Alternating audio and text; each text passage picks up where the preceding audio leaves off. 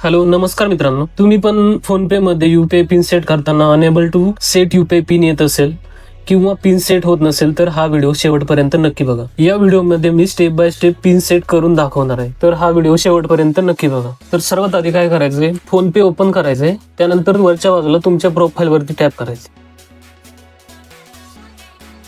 त्यानंतर खालच्या बाजूला तुम्हाला इथं बँक अकाउंटचा जो ऑप्शन दिसत आहे त्याच्यावरती टॅप करायचंय.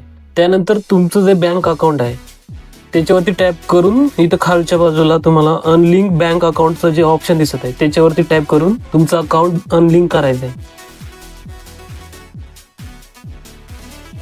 अनलिंक केल्यानंतर तुम्हाला तुमचं जे जुनं फोनपे ऍप्लिकेशन आहे ते तुम्हाला अनइन्स्टॉल करायचंय.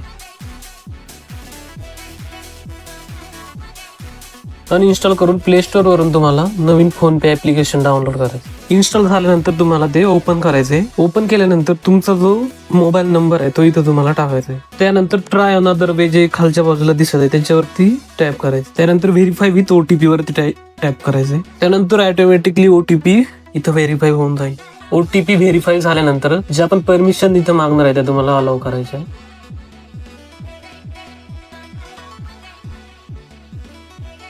लॉग इन झाल्यानंतर वरच्या बाजूला तुमचं जे प्रोफाईल आहे त्याच्यावरती टॅप करायचं. त्यानंतर खालच्या बाजूला तुम्हाला इथं मॅनेज पेमेंटचं जे ऑप्शन दिसत आहे त्याच्यावरती टॅप करायचं. त्यानंतर बँक अकाउंटमध्ये आल्यानंतर तुम्हाला ऍड न्यू बँक अकाउंट वरती खालच्या बाजूला टॅप करायचं. त्यानंतर तुमची जी बँक आहे ती इथून सिलेक्ट करायची. जे आपण परमिशन मागणार आहे ते तुम्हाला अलाउ करायचं आहे. अकाउंट व्हेरीफाय झाल्यानंतर रिसेट पिनचा जो इथं ऑप्शन दिसत आहे त्याच्यावरती तुम्हाला टॅप करायचं. त्यानंतर तुम्ही आधार कार्डच्या माध्यमानं किंवा डेबिट कार्डनं सुद्धा तुम्ही इथं पिन सेट करू शकता. ज्यांच्याकडे डेबिट कार्ड नाहीये त्यांनी आधार कार्डने इथून तुमचा जो पिन आहे तो सेट करायचा आहे.